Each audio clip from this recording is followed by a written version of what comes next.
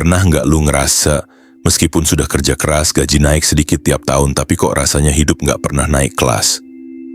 Mungkin lu ada di kelas menengah, punya penghasilan cukup, bisa hidup nyaman, tapi tetap ada rasa khawatir kalau ada krisis harga-harga naik, atau tiba-tiba kebutuhan mendadak yang bikin keuangan goyah. Banyak orang di kelas menengah kena jebakan-jebakan finansial yang jarang banget dibicarain, tapi bikin mereka susah maju. Contohnya di Jakarta dan kota-kota besar lain sudah banyak studi yang nunjukin meskipun pendapatan kelas menengah meningkat, biaya hidup dan properti naik jauh lebih cepat. Rumah makin mahal, biaya sekolah makin tinggi, sekali naik tarif transportasi atau bahan pokok aja bisa bikin anggaran bulanan bocor. Belum lagi, banyak orang kelas menengah yang kelihatannya punya penghasilan cukup, tapi tiap akhir bulan dompetnya tipis karena kebiasaan kekonsumsian, utang ringan, dan gaya hidup yang ngikut teman atau sosial media. Jadi dalam video ini gue bakal bongkar 7 jebakan finansial yang sering enggak lu sadari, apa yang bikin orang kaya bisa hindarin itu, dan cara lu menghindarinya dari sekarang. Karena bedanya cuma 2, sadar akan jebakan atau jadi korban jebakan itu. Siap, mari kita sikat.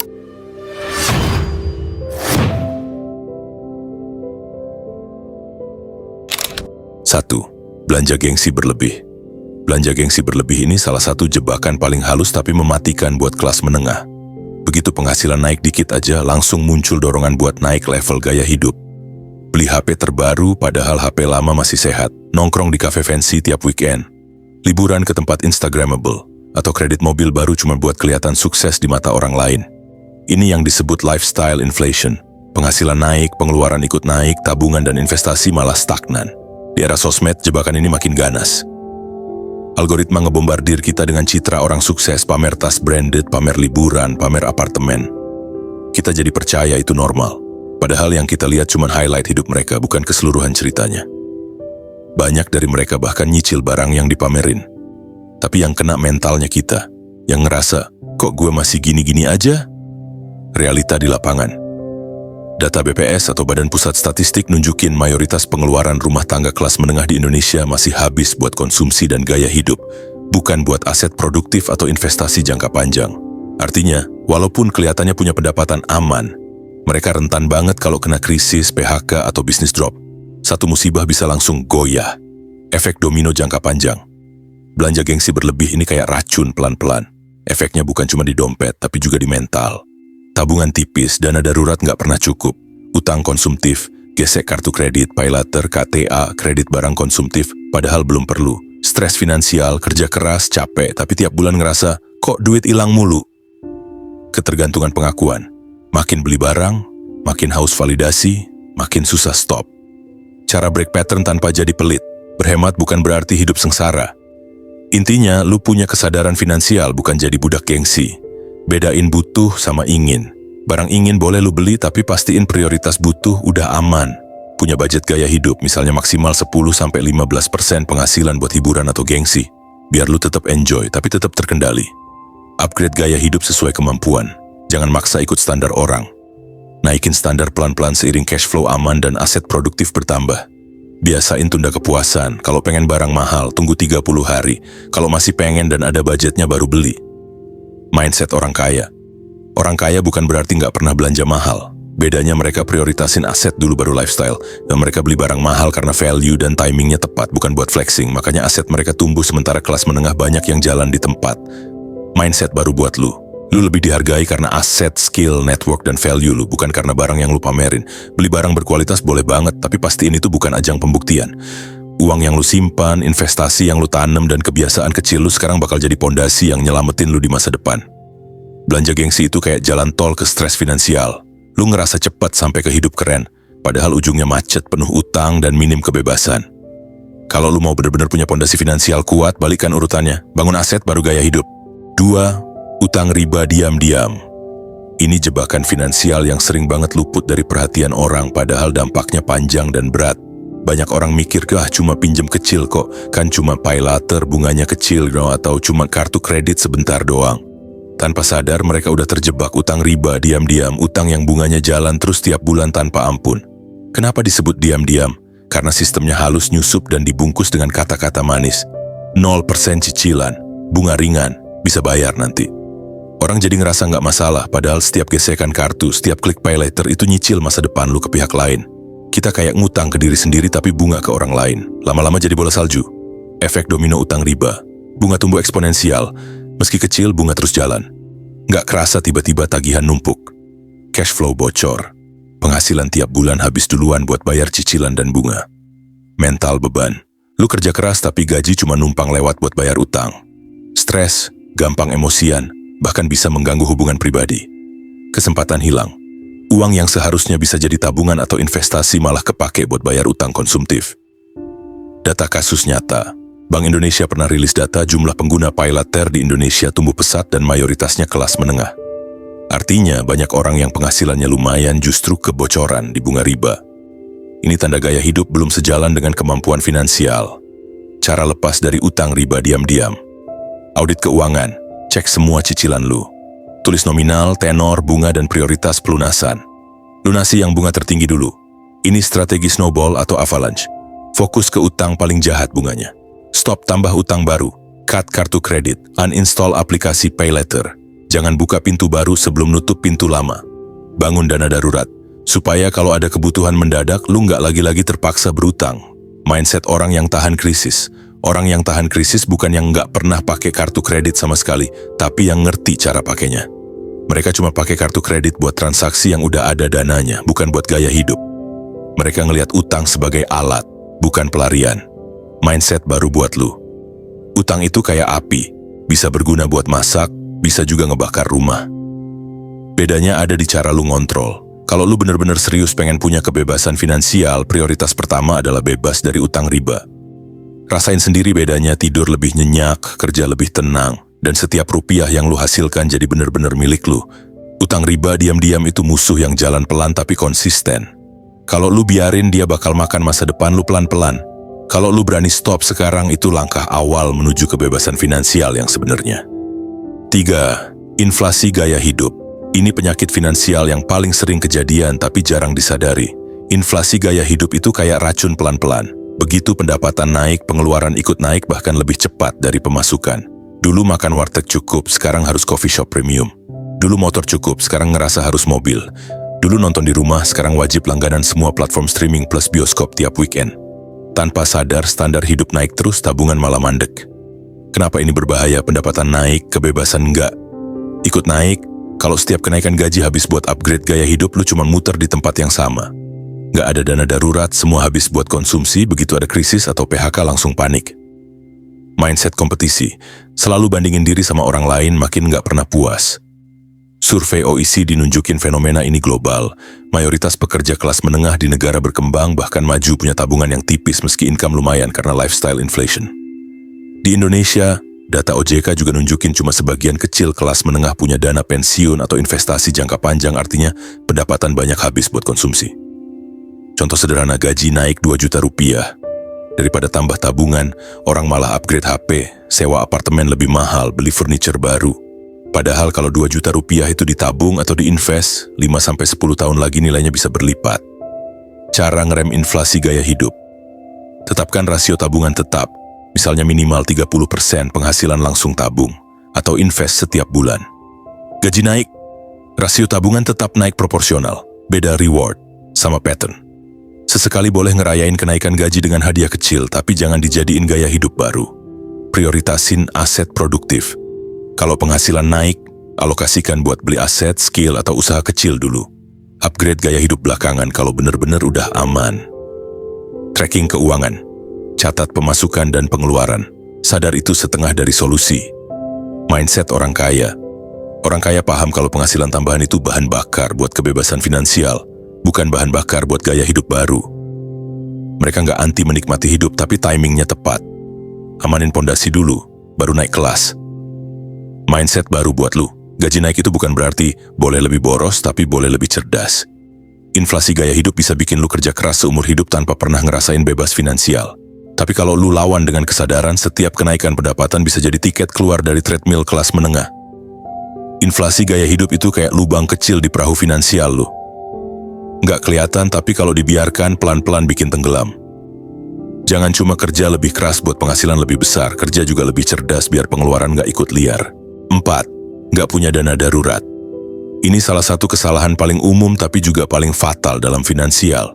Banyak orang mikir, nanti juga ada gaji bulan depan atau kan bisa pakai kartu kredit kalau butuh mendadak. Padahal nggak punya dana darurat itu ibarat bawa mobil tanpa ban cadangan. Selamat kalau semua ban lu aman, tapi kalau bocor di tengah jalan gimana? Kenapa dana darurat itu penting? Hidup selalu punya kejutan, PHK, bisnis macet, orang tua sakit, kecelakaan, bencana, motor rusak. Semua ini jarang datang sesuai rencana dan itu semua di luar kendali lu. Menghindari utang konsumtif tanpa dana darurat, tiap masalah tak terduga lu selesaikan dengan pinjaman, pay later, atau kartu kredit. Bunga yang menumpuk bakal jadi bom waktu finansial. Tenang ambil keputusan, orang yang punya dana darurat bisa lebih tenang dan rasional saat krisis. Nggak kejebak ambil kerjaan toksik atau jual aset berharga cuma buat nutup biaya mendadak. Survei OJK tahun terakhir nunjukin lebih dari 70% rumah tangga Indonesia nggak punya dana darurat minimal 3 bulan pengeluaran. Artinya sebagian besar orang hidup gaji ke gaji tanpa cadangan. Sekali ada kejadian tak terduga mereka langsung goyah. Contoh nyata, lu udah kerja kantoran, gaji lumayan, tiba-tiba perusahaan restrukturisasi lu kena PHK. Tanpa dana darurat, dalam hitungan minggu lu udah kehabisan uang buat bayar kos, cicilan, dan makan. Akhirnya gesek kartu kredit, nambah utang, stres bertambah. Padahal kalau lu punya dana darurat 3-6 bulan pengeluaran, lu punya waktu buat napas, cari kerja baru atau bangun usaha kecil. Cara bangun dana darurat. Hitung kebutuhan. Idealnya 3-6 bulan biaya hidup ini tergantung kondisi keluarga dan tanggungan. Pisahin rekening. Jangan campur dana darurat sama rekening harian supaya nggak kepake. Otomatisasi. Begitu gajian, langsung sisihin dana darurat sebelum belanja. Anggap ini biaya wajib kayak listrik dan air. Mulai kecil nggak masalah.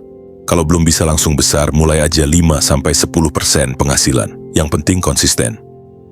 Mindset baru dana darurat itu bukan tanda lu pesimis sama hidup, tapi tanda lu realistis. Orang sukses justru bisa ambil risiko lebih besar karena punya safety net. Ini yang bedain antara orang yang siap jatuh dan orang yang langsung hancur ketika ketiban musibah. Punya dana darurat bukan cuma soal angka di rekening, tapi soal ketenangan pikiran. Lu nggak bisa kontrol masa depan 100%, tapi lu bisa kontrol kesiapan lu menghadapi masa depan. 5. Investasi yang klik cepat. Di era digital sekarang, investasi jadi gampang banget. Cuma butuh beberapa klik lu udah bisa beli saham, kripto, reksadana, atau bahkan ikut proyek investasi yang entah dari mana asalnya. Sekilas ini kelihatan keren dan modern, tanpa ribet, tanpa banyak dokumen. Tapi di balik kemudahan ini ada jebakan yang jarang dibahas. Investasi yang klik cepat sering bikin orang jadi klik rugi juga. Fenomena yang terjadi. FOMO, fear of missing out. Temen cerita profit gede. Influencer pamer screenshot saldo hijau. Lu jadi pengen ikut biar nggak ketinggalan. Euforia teknologi. Apps investasi makin canggih. Bikin semua kelihatan gampang dan instan, padahal risiko tetap sama besarnya. Kurangnya literasi finansial. Banyak orang yang sebenarnya belum ngerti instrumen investasinya, tapi langsung klik beli karena lihat konten viral atau testimoni. Menurut riset OJK, minat masyarakat ke instrumen investasi online naik drastis dalam 5 tahun terakhir. Tapi di sisi lain, pengaduan soal investasi bodong dan kerugian investor pemula juga meningkat. Artinya akses mudah tanpa edukasi itu rawan jadi bumerang. Contoh nyata, ada yang ikut trading kripto cuma karena temennya profit 100% semalam. Begitu harga jatuh, panik rugi puluhan juta. Ada juga yang beli saham gorengan, saham yang harganya dimanipulasi karena rekomendasi grup WA. Ujungnya nyangkut berbulan-bulan. Semua itu karena mentalnya klik cepat, tanpa analisis. Risiko besar yang tersembunyi overtrading. Saking gampangnya klik, orang jadi transaksi berlebihan, fee nambah, risiko makin besar. Keputusan emosional, apps real time bikin lu gampang panik atau euforia. Emosi yang main, bukan strategi. Penipuan berkedok investasi, banyak platform abal-abal yang tampilannya meyakinkan. Klik sebentar, uang langsung hilang. Cara aman menghadapi investasi klik cepat. Ngerti dulu baru masuk, jangan beli produk yang lu nggak ngerti. Pahami risiko, mekanisme, dan track recordnya. Bikin rencana tertulis, tentuin tujuan, time frame, dan jumlah yang lu rela investasikan. Gunakan platform resmi, cek izin OJK atau lembaga resmi lainnya sebelum klik apapun. Batasi dana. Jangan langsung all in. Mulai kecil dulu, anggap uang belajar. Disiplin and sabar. Ingat, investasi itu maraton bukan sprint. Yang kayak cepat itu cuma marketingnya. Mindset baru. Investasi yang sehat itu bukan yang bikin lu kaya dalam semalam, tapi yang nambah nilai hidup lu pelan-pelan tapi pasti.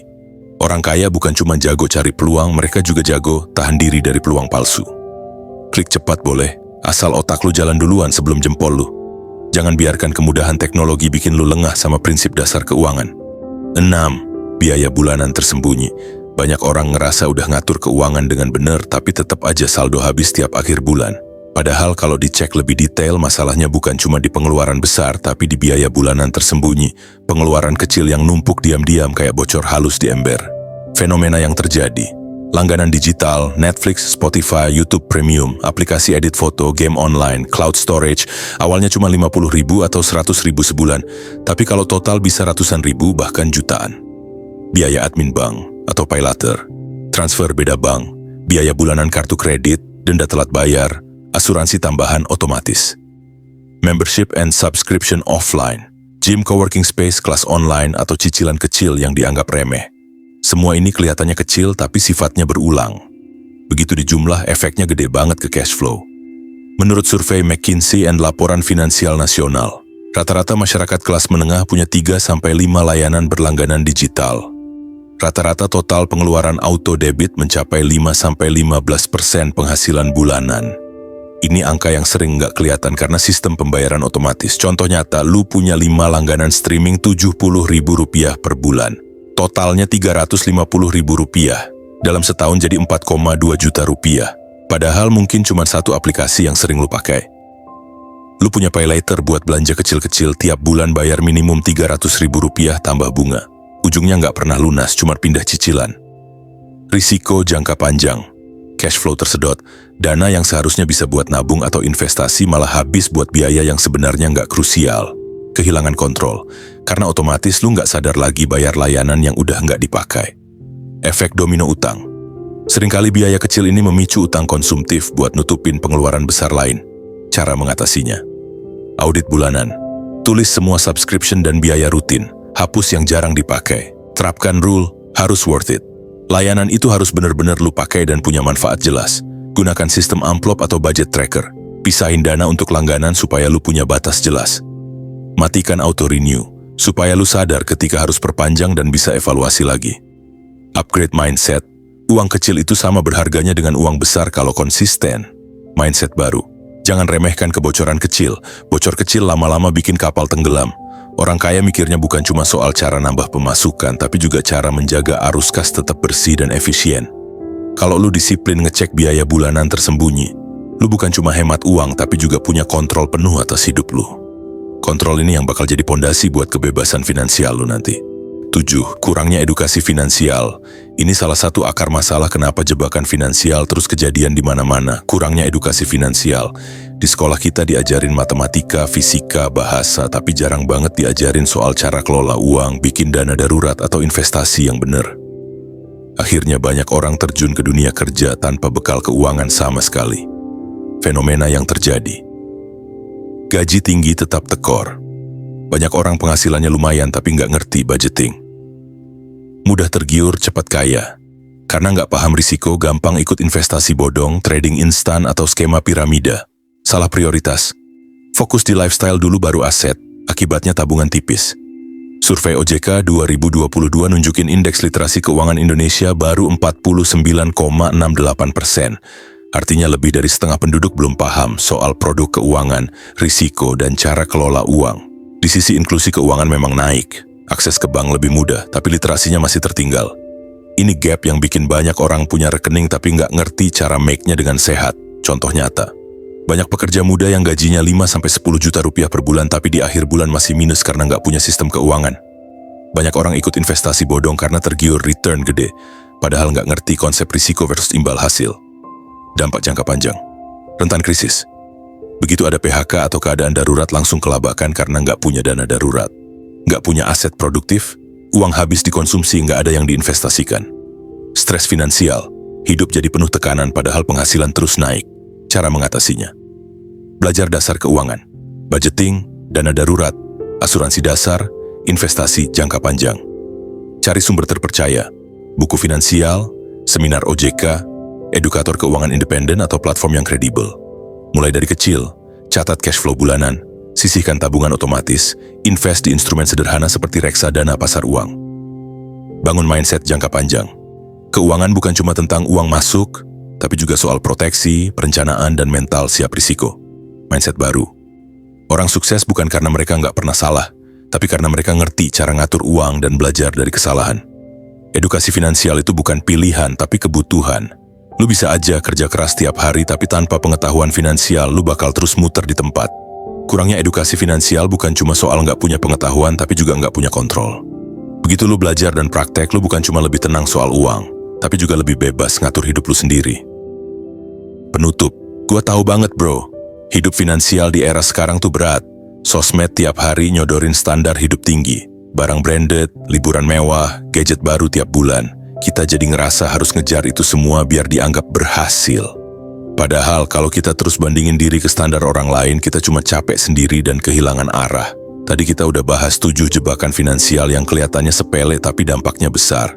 Dari belanja gengsi, utang riba diam-diam, inflasi gaya hidup, nggak punya dana darurat, investasi klik cepat, biaya bulanan tersembunyi, sampai kurangnya edukasi finansial. Semua itu intinya sama, kita belum punya sistem, mindset, dan kesadaran yang benar. Begitu kita ngerti polanya, kita jadi bisa keluar pelan-pelan, mulai naikin level keuangan dan bikin hidup lebih ringan. Saran gua, jangan langsung sempurna. Mulai aja dari langkah kecil yang realistis.